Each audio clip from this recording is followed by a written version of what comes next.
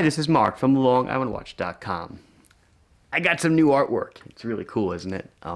So probably seen that poster for a while. Little advertisement for the Islander watch, the house brand of LongIslandWatch.com. Anyway, I have two Seikos to show you today. They are both in no way new, but haven't had them in a long time. Very popular models. I was finally able to get some more in, so I figured. I know they've been in videos in the past, but I'm like, you know what? Let me just kind of do a reminder video so you know what they are. One cool kind of a dress watch and an awesome diver. And then for me, for the occasion, threw this one back on, my modded 007. And then again, that Turtle Proto that I did with the blue dial. It hasn't come to fruition yet. Maybe it will one day. Oh, do you hear that noise? That is the alarm of one of the watches I wanted to show you. I apparently didn't set the alarm forward enough. So let's get over and check them out. So the two watches that I want to bring to you today or show you are a Samurai in the blue and gray color scheme and a Perpetual Calendar, sort of, I think they dubbed it a neo-classic or whatever. Both of these are awesome watches, but both of them are not Seiko USA models. They probably should have been, because they're both amazing. We'll go over the alarm, by the way, you heard, or hopefully heard before, was this guy. And it was about, I don't know, about 4 feet away from the camera with the mic pointing the other way. So I'm not sure if it picked it up, but I'll find out in post-processing. If not, you'll have no idea what I'm talking about. Let's go over this one first. This is the Seiko Samurai. It is a Seiko Samurai Prospex automatic dive watch with blue dial and a nice bracelet. This is model number SRPB49J. The J denoting made in Japan, which is on the dial, which we'll go over in a minute. It is a traditional Samurai. There is nothing different from this than the USA versions of the SRPB 51, 53, 55, which, by the way, the 53 and the 55 discontinued, only sticking with the 51. They decided the 53 was the Pepsi, gone, and the 55 with the black ion, gone. They're only keeping the 51, which is the plain black, and the 99, SRP B99, which is the Patty version. Anyway, sorry. Let's get into it. It is a Samurai. So, case is about 43.8, let's call it 44 amongst friends in diameter, 13.5 thick, but because it's Samurai lugs, or lack thereof, it is 48 on this lug tip to lug tip. It is a 22 millimeter lug, comes on the beautiful Seiko, what I call the Samurai bracelet. I think you can see it. I just want to peel something back here, or maybe I can't. There we go. Beautiful brushed bracelet with kind of like a polished bottom on the center link. Really nice looking. Meets the case beautifully. 200 meters of water resistance, of course. Screw down knurled crown. Runs on the 4R35 movement. Differs from the 4R36 only in the lack of a day display. So only a date. Hand winds and hacks. Unscrew the crown. The knurling is super easy. No problem. Set the time. Second hand stops. Blah blah blah blah blah. Doop. Now let's get it way out of the way of the text. Obviously has Luma Bright. Change the date, change the day. Obviously you can't, there's nothing there. Turn it clockwise, nothing is going to happen. This crown is amazingly easy to grab. The knurling is great and it sticks out nice and far away from the crown guards. What I dig about this one is the dial is a waffle pattern like some of the other Samurais. But it is a deep, deep blue. As well as the bezel being, I'll turn it up a bit. I'll turn it down in a second. So you can see the dial and that waffle pattern. Seiko Prospex logo, automatic divers 200, so it's an ISO 6425 diver, made in Japan. Clearly written there. Bezel is knurled nicely. 0 to 15, excuse me, is done in gray. The rest of it is done in blue. Loomed pip at the 12. Not ceramic like the King Turtles that just came out. This is, again, an older model. Beautiful 120 click ratcheting bezel. We can check out the bracelet. I know we're a little close on it. Maybe I'll pull back a bit. Nice Seiko clasp. It does have a diver's extension right there. I'm tapping it with my finger. The bracelet does use pins and collars. The price is we're selling for $419. Your normal USA Prospex Samurais are right around $390 and change, I believe. SRPB 51, I think, is $390 something. So we are right in the ballpark on pricing, so that works out well. Case back is right there, Prospex logo, and the Seiko Wave.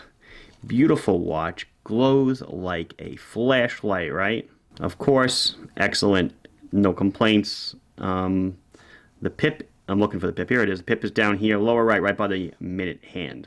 It is a Seiko Hardlex crystal. I don't think I mentioned that, so that's, kind of like mineral. I don't know, it's a little bit better than mineral. It depends who you ask. It's not sapphire, though, that's for sure. And there is no AR on it, but not really necessary. It's a flat crystal. You can see how it reflects the light nicely.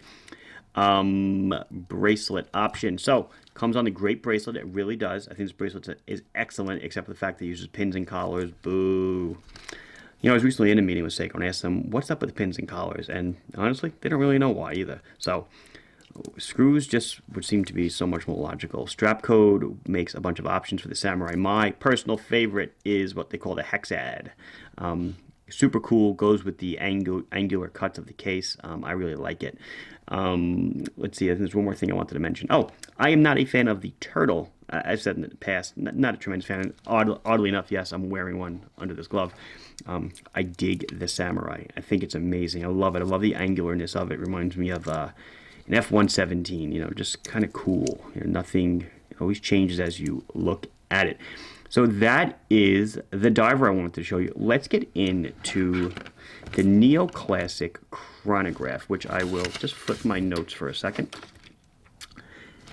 This watch I have featured at least twice. Once to show you the watch, and then another video is a watch and learn to talk to you about perpetual calendars. But because the watch has been out of stock for so long, I actually never thought I was going to get it back.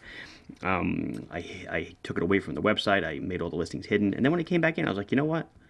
We've got these back in. I say these because there's 3 versions. I'm only showing you the white with the blue because that's the one I really dig. There's a black dial, a black version with silver hands, and a two-tone with white and gold markings.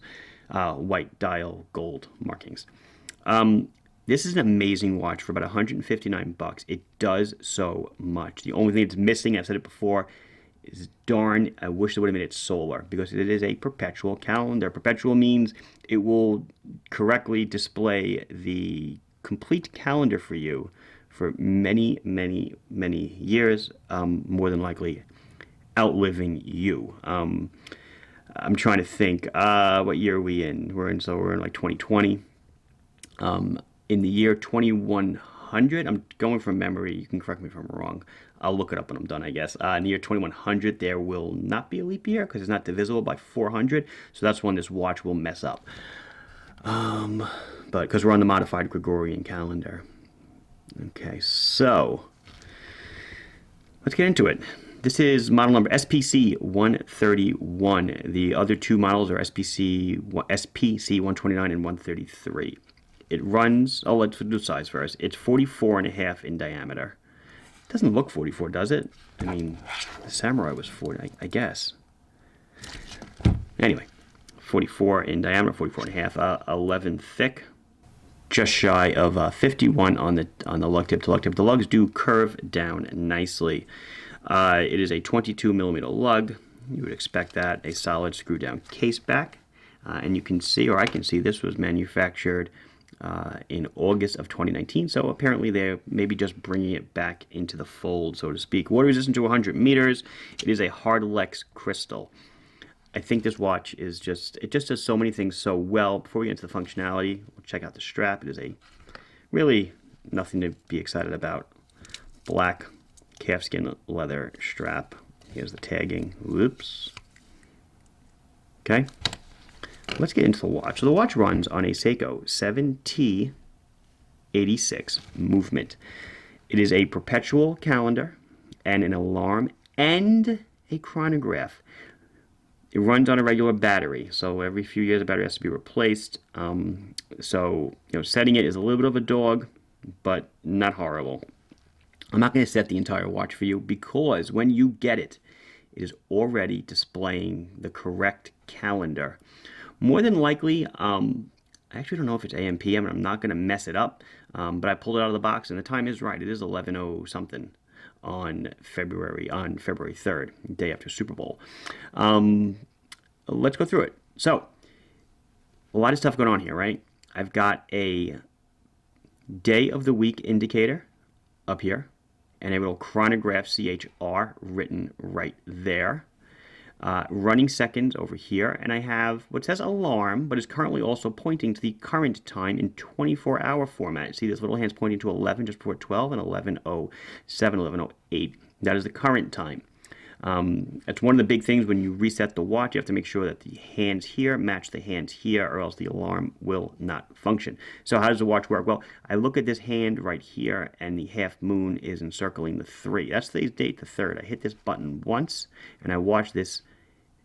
Where did it go? That's over here. The moon is between January and March, so I know we're in February.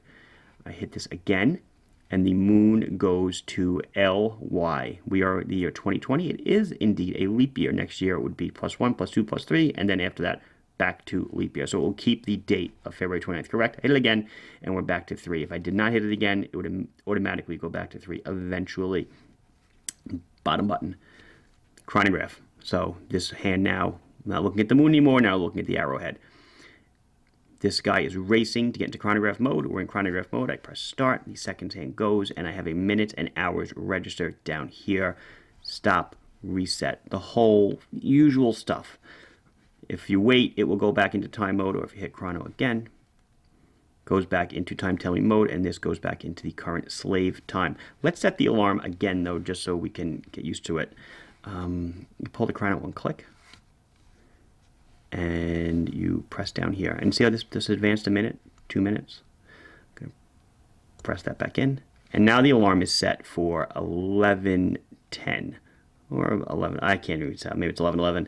Maybe the hands aren't exactly precise, but it will go off in just a couple of minutes. So let's, sorry about that. We'll check out the watch a little bit more. Check out the finishing. Case is brushed really nice. Screw down case back.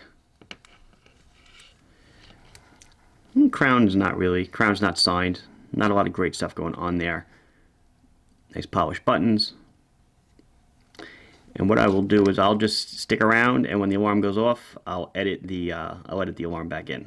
There we go. It is alarm time. Piercing and annoying indeed. We stop it, and if you want to use it again the next day, you just have to set it again, and you can set it again. I do not believe it is a set and keep. Let me try both these on, and well, there's no loom here, so I'll try both of them on, and we'll finish it up. So 6 3/4 inch wrist, above the bone, below the bone. 51 millimeters on the tip to tip, but the lugs are quite squat, so I honestly think the watch looks fine on me. Yes, it's large, but it's got a bezel of sorts, so the glass is not tremendous like it would be on a pilot's watch. It's more almost like a diver's watch. And that beautiful Samurai, below, above, fits me well. 48 on the tip to tip. I'm not trying to hold the bracelet back, but great looking watch. Love the color of blue and gray, as you know from the Blue Dial Islander. And that will do it. This has been Mark from LongIslandWatch.com showing you 2 new Seikos that have been out for a while, finally back. Please like the video if you enjoyed it. Subscribe to the channel if you have not. Follow me on Instagram, please. Any questions or comments, put them down below, and I'll be sure to address them as soon as I can. Thank you for watching. Bye-bye.